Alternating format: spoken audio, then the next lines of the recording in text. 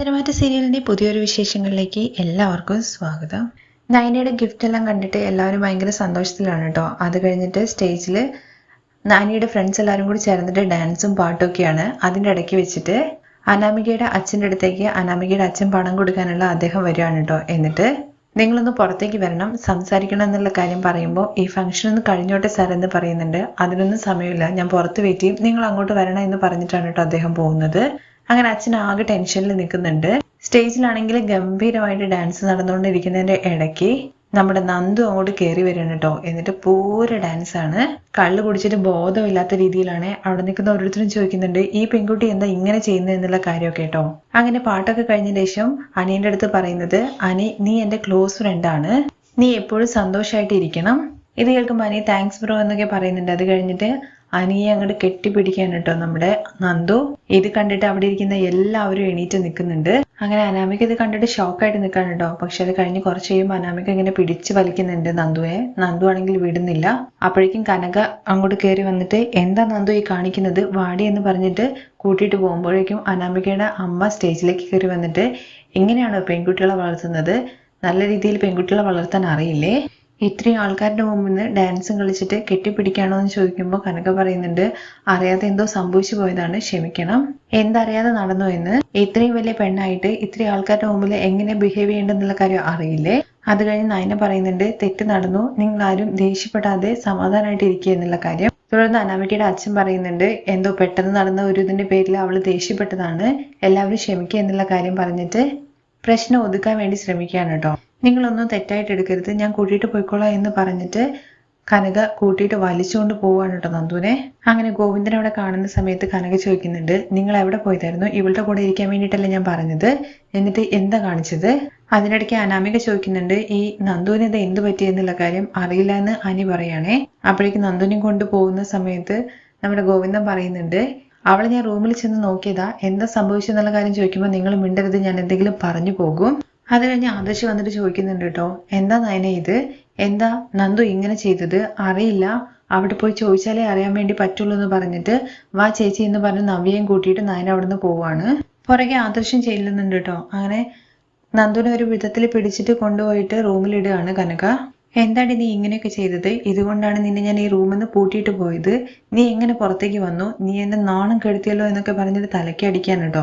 ഞാൻ എന്ത് ചെയ്തു നാമേ പറയുന്നത്, ആരോ എനിക്ക് ജ്യൂസ് തന്നു, നല്ല സൂപ്പർ ജ്യൂസ്, അനിയെ കാണണം സംസാരിക്കണം എന്ന് തോന്നി, ഞാൻ അതാ പുറത്തു പോയത്, അവനെ എനിക്ക് കാണാതിരിക്കാൻ വേണ്ടി പറ്റില്ല അമ്മേ, അവൻ എൻ്റെ നല്ല ഫ്രണ്ടാണ്, പിന്നെ എന്താ പ്രശ്നം എല്ലാവർക്കും, അവനൊരു പാവമാണ്, അതുകൊണ്ടാണ് എനിക്കിഷ്ടമായത്, ഐ ലവ് അനി എന്നൊക്കെ പറയുന്നുണ്ട് കേട്ടോ.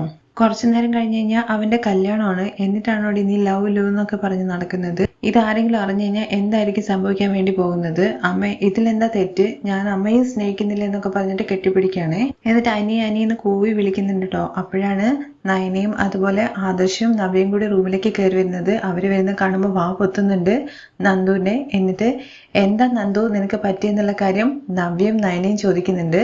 അത് കഴിഞ്ഞ് ആദർശ് ചോദിക്കുന്നത് അമ്മേ നന്ദുവിന് എന്ത് സംഭവിച്ച എന്നുള്ള കാര്യം അങ്ങനെ കരഞ്ഞുകൊണ്ട് പറയുന്നുണ്ട്. ആരോ ഇവൾക്ക് മദ്യം കൊടുത്തു, കുടിപ്പിച്ചു, ആരാ ഇങ്ങനെ ഒരു മോശമായിട്ടുള്ള കാര്യം ചെയ്തത്, ആരായിരിക്കും ഇത് ചെയ്തത്. തുടർന്ന് നന്ദു ഇത് കേട്ടിട്ട് പറയുന്നുണ്ട് എല്ലാവരും എന്താ ഞാൻ കുടിച്ചു എന്ന് പറയുന്നത്, ഞാൻ വെറും ജ്യൂസാണ് കുടിച്ചത്, അത് കുടിച്ചതിന് ശേഷം ഞാൻ ഭയങ്കര ജോളിയായിട്ട് ഇരിക്കുന്നൊക്കെ പറയുമ്പോൾ കനക വായ പൊത്തിയിട്ട് മിണ്ടാതിരിക്കുന്നു പറയണേ. ഞാൻ എന്തിനാ മിണ്ടാതിരിക്കുന്നത്, എനിക്ക് വിജയ് അനിയെന്നൊക്കെ അങ്ങ് മൊത്തം പറയുന്നതിന് മുമ്പായിട്ട് വായ പൊത്താണ് കേട്ടോ. അത് കഴിഞ്ഞ് അങ്ങോട്ടേക്ക് ചെറിയച്ഛന് വരുന്നുണ്ട്. അപ്പോഴേക്കും നവ്യ പറയുന്നുണ്ട് ഇതിങ്ങനെ ചുമ്മാ വിടാൻ വേണ്ടി പറ്റില്ല, നമുക്ക് പോലീസ് കംപ്ലൈന്റ് കൊടുക്കണം എന്നുള്ള കാര്യം. അതെ അത് തന്നെ ചെയ്യണമെന്ന് ഗോവിന്ദനും പറയണേ. അങ്ങനെ ചെറിയച്ഛൻ അവിടുന്ന് ആദർശയെ ഒന്ന് ഇങ്ങോട്ട് വാ എന്ന് പറയണേ. ഒരു നിമിഷം ചെറിയച്ച, ഞാനൊരു പ്രധാനപ്പെട്ട കാര്യം നോക്കുകയാണെന്ന് പറയുന്നുണ്ട്. എന്നിട്ട് എനിക്ക് അറിയുന്ന ഒരു പോലീസ് ഓഫീസർ ഉണ്ടെന്ന് പറയുമ്പോൾ ചെറിയച്ഛൻ വീണ്ടും ആദർശിനെ വിളിക്കുകയാണ് കേട്ടോ. പെട്ടെന്ന് വാ, ഒരു പ്രധാനപ്പെട്ട കാര്യം എന്ന് പറയുമ്പോൾ ഒരു മിനിറ്റ് ഞാൻ ഇപ്പോൾ വരാം എന്ന് പറഞ്ഞിട്ട് ചെറിയച്ഛൻ്റെ അരികിലേക്ക് പോവുകയാണ് ആദർശ്. ആദർശിനെ വിളിച്ചിട്ട് ചെറിയച്ഛൻ പറയുന്നുണ്ട് എടാ അത് ഞങ്ങൾ മിക്സ് ചെയ്ത് വെച്ചതാണ്, ഞാനും നിന്റെ അച്ഛനും കൂടി കൂടിയിട്ട് അത് എങ്ങനെയോ നന്ദുവിൻ്റെ കയ്യിൽ എത്തിപ്പോയതാണ് എന്നുള്ള കാര്യം പറയുകയാണേ. എന്താ ചെറിയച്ച ഇത്, ഓൾറെഡി ഒരു പ്രശ്നം ഇരിക്കുന്നുണ്ട്, അതിന് പുറകെ ഇതും, നിങ്ങൾക്ക് കുടിക്കണമെന്നുണ്ടെങ്കിൽ എന്നൊക്കെ പറഞ്ഞു തുടങ്ങുമ്പോഴേക്കും നീ എന്താണ് ഇങ്ങനെ കുറ്റം പറയുന്നത്, കുറച്ച് ജോളിയാക്കാന്ന് കരുതിയിട്ടാണ് ഞങ്ങൾ അങ്ങനെ ചെയ്തു വെച്ചത്, നിങ്ങൾ ചെയ്തതിന്റെ പേരിൽ ഇപ്പം നാണക്കേടും ചീത്തപ്പേരൊക്കെ വന്നിരിക്കുന്നത് നന്ദുവിനാണ്. അനാമികന്റെ വീട്ടുകാരെ എല്ലാവരും ടെൻഷനായിട്ടുണ്ട്. അത് നിങ്ങൾക്ക് അറിയോ ഇല്ലയോ? അത് എനിക്കും മനസ്സിലായി. പക്ഷെ എല്ലാവരുടെ മുമ്പ് എന്താ ചെയ്യേണ്ടെന്ന് അറിയാത്തത് കൊണ്ട് ഞാൻ നിങ്ങളുടെ പുറകെ ഓടി വന്നതാണ്. എന്തായാലും ആദർശെ ഇങ്ങനെ സംഭവിച്ചു പോയല്ലോ. ഫംഗ്ഷനൊക്കെ നന്നായിട്ട് തന്നെ നടക്കട്ടെ. അത് കഴിഞ്ഞിട്ട് എല്ലാവരോടും ഞാൻ തന്നെ സോറി പറഞ്ഞോളാം. ശരി, ഞാൻ നോക്കിക്കോളാം എന്ന് ആദർശ് പറയുമ്പം ഈ വിഷയം നയനമോൾക്ക് പോലും അറിയാൻ പാടില്ല എന്നുള്ള കാര്യം പറയുന്നുണ്ട്. ഓക്കെ ശരി എന്ന് പറഞ്ഞിട്ട് ആദർശ് അവരുടെ അരികിലേക്ക് ചെല്ലാണ്. തുടർന്ന് കാണിക്കുന്നത് നമ്മുടെ നിർമ്മല് മണ്ഡപത്തിന്റെ പുറത്തെത്തുകയാണ് കേട്ടോ. എന്നിട്ട് അബിയെ വിളിക്കുന്നുണ്ട്. എവിടെയാടാ നീ എന്നുള്ള കാര്യം ചോദിക്കുമ്പോൾ നിർമ്മല പറയുന്നുണ്ട്, ഞാൻ മണ്ഡപത്തിന്റെ പുറത്തുണ്ട്. എടാ നീ ആരുടെയും കണ്ണിൽ പെടരുതെന്ന് പ്രത്യേകമായിട്ട് പറയുമ്പോൾ ഇല്ല, എന്റെ ഗെറ്റപ്പ് അങ്ങനെയാണെന്ന് പറയണേ. മാസ്കും കൂളിംഗ് ഗ്ലാസും ഒക്കെ വെച്ചിട്ടാണ്. ആരാന്ന് മനസ്സിലാവാത്ത രീതിയിൽ തന്നെയാണ് കേട്ടോ നിർമ്മല ഉള്ളത്. ശരി നീ കൂടുതലായിട്ട് സംസാരിക്കേണ്ട, ഞാൻ അങ്ങോട്ടേക്ക് വരാം എന്ന് പറഞ്ഞിട്ട് ഫോൺ കട്ട് ചെയ്യാണ്. അങ്ങനെ അബി വന്നിട്ട് പുറത്തുനിന്ന് നോക്കുകയാണ്. പക്ഷെ ആരാന്ന് മനസ്സിലാവുന്നില്ല കേട്ടോ. അബി എന്ന് പറഞ്ഞിട്ട് വിളിക്കുമ്പോഴാണ് അബി അരികിലേക്ക് ചെല്ലുന്നത്. എന്നിട്ട് പറയുന്നത്, ഞാൻ പറഞ്ഞില്ലേ ആർക്കും എന്നെ കണ്ടാൽ മനസ്സിലാവില്ല എന്ന്, അങ്ങനത്തെ ഗെറ്റപ്പിലല്ലേ ഞാൻ എന്നുള്ള കാര്യം പറയുമ്പോൾ നീ ഓവറായിട്ട് സംസാരിക്കേണ്ട വാടാ എന്ന് പറഞ്ഞിട്ട് കൂട്ടിയിട്ട് പോവാണ്. അങ്ങനെ ഒരു റൂമിൽ കൊണ്ടാക്കുകയാണ് കേട്ടോ. അത് കഴിഞ്ഞ് പറയുന്നുണ്ട്, ഒരു കാരണവശാലും നീ ഇവിടുന്ന് പുറത്തിറങ്ങരുത്, ആര് വന്ന് വിളിച്ചാലും തുറക്കരുത്, ഞാനല്ലാതെ എന്നൊക്കെ പറയുമ്പോൾ ഇങ്ങനെ ചെറിയ കുട്ടികളെ അടുത്ത് അഡ്വൈസ് ചെയ്യുന്ന പോലെ എൻ്റെ അടുത്ത് വെറുതെ പറയല്ലേ, അതല്ല ഞാൻ നോക്കിക്കോളാം എന്ന് പറയണം. അത് കഴിഞ്ഞൊരു കവർ എടുത്ത് കൊടുത്തിട്ട് നിനക്ക് ആവശ്യമായിട്ടുള്ള എല്ലാ കാര്യങ്ങളും ഞാൻ വാങ്ങി വെച്ചിട്ടുണ്ട്, ഒരു കാരണവശാലും റൂം വിട്ട് പുറത്തു പോകരുത്, അങ്ങനെയാണെങ്കിൽ ഓക്കെ ടൈമായി ഞാൻ പോവാന്ന് പറഞ്ഞിട്ട് അബി ഇവിടുന്ന് പോവാണ്. അത് കഴിഞ്ഞിട്ട് നമ്മുടെ നിർമ്മലാണെങ്കിൽ ആ കുപ്പിയൊക്കെ എടുത്ത് ഓപ്പൺ ആക്കിയിട്ട് സ്മെല്ല് ചെയ്തിട്ട് ഭയങ്കര ഇഷ്ടപ്പെടുന്ന രീതിയിൽ മണക്കുന്നൊക്കെ ഉണ്ട്. പുറത്താണെന്നുണ്ടെങ്കിൽ അനാമികയുടെ അച്ഛൻ അവർ രണ്ടുമായിട്ട് സംസാരിച്ചുകൊണ്ടിരിക്കുകയാണ് കേട്ടോ. സർ പ്രശ്നം ഉണ്ടാക്കരുത്, എൻ്റെ മകളുടെ കല്യാണം ഉള്ളിൽ നടന്നുകൊണ്ടിരിക്കുകയാണ്, ഇവിടുന്ന് ആരെങ്കിലും കണ്ടു കഴിഞ്ഞാൽ അത് വലിയ പ്രശ്നമാകും. എപ്പം നോക്കിയാലും നീ പണമില്ല എന്നുള്ള കാര്യം പറയും. പക്ഷേ നിന്റെ മകൾക്ക് ഇത്രയും വലിയൊരു ബന്ധം കിട്ടിയല്ലോ, അതുമാത്രമല്ല കല്യാണം ഇത്രയും ഗ്രാൻഡ് ആയിട്ടല്ലേ നടക്കുന്നത്, എന്നിട്ട് ഞങ്ങളെ പൊട്ടന്മാരാക്കാൻ വേണ്ടി നോക്കുകയാണോ നീ? സർ ഞാൻ സത്യമായിട്ട് പറഞ്ഞതാണ്, നിങ്ങളെ ഒരിക്കലും കബളിപ്പിക്കുന്ന ഒരാളല്ല ഞാൻ. സർ എങ്ങനെയെങ്കിലും ഞാൻ ആ പണം തിരിച്ചു തരാം എന്നുള്ള കാര്യം പറയുമ്പോൾ നിന്നെ പോലെ ഗൗരവമുള്ള ഒരുപാട് ആൾക്കാരെ ഞങ്ങൾ കണ്ടിട്ടുണ്ട്.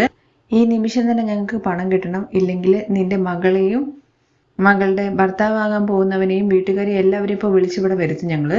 കാണണോ എന്നുള്ള കാര്യം ചോദിച്ചിട്ട് അദ്ദേഹത്തിന്റെ ഷർട്ടിന്റെ കോളറിന് കയറി പിടിക്കുകയാണ് കേട്ടോ. ഈ രംഗം നമ്മുടെ നയനെ കാണുന്നുണ്ട് കേട്ടോ. അദ്ദേഹം പറയുന്നുണ്ട്, സർ പ്ലീസ് സർ എന്റെ കോളറിന് ഇവിടെ ആരെങ്കിലും കണ്ടു കഴിഞ്ഞാൽ അത് മോശമാണ്, അത് സർ പ്രശ്നമാവെന്നൊക്കെ പറഞ്ഞിട്ട് അയാളുടെ കൈകാല് പിടിക്കുന്ന രീതിയിലൊക്കെ പറയുന്നുണ്ട്.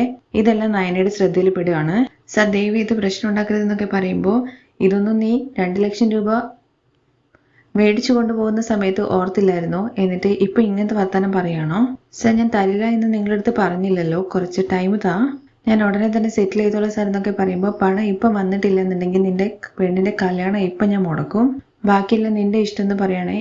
ഇതെല്ലാം നയൻ അവിടെ നിന്ന് കേൾക്കുന്നുണ്ട്. എന്നിട്ട് പെട്ടെന്ന് തന്നെ ഓടിപ്പോവാണ് കേട്ടോ അവിടുന്ന്. എന്നിട്ട് ആദർശിനെ നോക്കി നടക്കുകയാണ് കേട്ടോ. എന്നിട്ട് ആദർശ് ഒരാളടുത്ത് സംസാരിച്ചുകൊണ്ട് നിൽക്കുകയാണ് കേട്ടോ. സർ ഒരു മിനിറ്റ് എന്ന് പറഞ്ഞിട്ട് ആദർശിനെ വാ എന്ന് പറഞ്ഞിട്ട് മാറ്റി നിർത്തിയിട്ട് പറയുന്നുണ്ട്, അനാമികയുടെ അച്ഛന് എന്തോ പ്രശ്നമുണ്ട്, 2 പേര് വന്നിട്ട് അവരെ വരട്ടുന്നുണ്ട് എന്നുള്ള കാര്യം പറയണേ. നീ എന്താ ഈ പറയുന്നതെന്നുള്ള കാര്യം ചോദിക്കുമ്പോൾ അത് ഞാൻ പറഞ്ഞത് സത്യമാണ്, പെട്ടെന്ന് വാ ആദർശേട്ടാ എന്ന് പറഞ്ഞിട്ട് കൂട്ടിയിട്ട് പോവാണേ. അങ്ങനെ ആദർശ് അവരുടെ അരികിലേക്ക് വരുമ്പോൾ അവര് കോളർന്ന് ഇങ്ങനെ കൈയെടുക്കുന്നുണ്ട്. എന്താ പറ്റിയെന്നുള്ള കാര്യം ചോദിക്കുമ്പോൾ അല്ല ഒന്നുമില്ല ആദർശ്, അത് ഫ്രണ്ട്സ് ആണെന്നുള്ള കാര്യം പറയാണേ. അങ്ങനെ ഫ്രണ്ട്സ് ആയിട്ട് തോന്നുന്നില്ലല്ലോ കണ്ടിട്ട്. അങ്ങനെ തോന്നുന്നില്ലല്ലോ, ആരാണ് സാർ നിങ്ങൾ, എന്താ കാര്യം എന്ന് വെച്ചാൽ പറ, കേട്ടില്ലേ പറഞ്ഞു തൊലക്ക്. സർ നമുക്ക് നാളെ സംസാരിക്കാം എന്താണെന്നുണ്ടെങ്കിൽ എന്നുള്ള കാര്യം അനാമികയുടെ അച്ഛൻ പറയുമ്പോൾ പണം തന്നു കഴിഞ്ഞാൽ ഞങ്ങളിപ്പോൾ പോകും. എന്താ പണം വാങ്ങിയോ എന്നുള്ള കാര്യം ആദർശ് ചോദിക്കുമ്പോൾ പ്ലീസ് ആദർശ് ഞങ്ങൾ ഡീൽ ചെയ്തോളാം എന്നുള്ള കാര്യം പറഞ്ഞിട്ട് അനാമികയുടെ അച്ഛൻ ആദർശിനെ ഒഴിവാക്കാൻ വേണ്ടി ശ്രമിക്കുകയാണേ. ഇത് കേൾക്കുമ്പോൾ ആദർശ് പറയുന്നുണ്ട്, സർ നിങ്ങൾ കുറച്ച് സമാധാനമായിട്ടിരിക്കും. മറ്റേ ആ പണം കൊടുക്കാവുന്ന ആളുടെ അടുത്ത് ചോദിക്കുന്നുണ്ട്, ഇദ്ദേഹം നിങ്ങൾക്ക് എത്ര രൂപ തരാനുള്ളത് എന്നുള്ള കാര്യം. 2 കോടി രൂപ എന്നുള്ള കാര്യം പറയുമ്പോൾ എല്ലാവരും ഞെട്ടുന്നുണ്ട് കേട്ടോ. മൊത്തമായിട്ട് സെറ്റിൽ ചെയ്തിട്ടില്ലെങ്കിൽ കല്യാണം ഞങ്ങള് നടത്താൻ വേണ്ടി സമ്മതിക്കില്ല. നിങ്ങൾ പോലീസിന്റെ പുറകെ പോവാണെന്നുണ്ടെങ്കിൽ പൊക്കോളൂ, പക്ഷെ എനിക്കതൊന്നും ഒരു വിഷയമല്ല. സർ എന്താണെന്നുണ്ടെങ്കിലും കല്യാണ വീട്ടിൽ വെച്ചിട്ട് ഇങ്ങനത്തെ തോന്നിവാസം കാണിക്കുന്നത് നല്ല കാര്യമല്ല.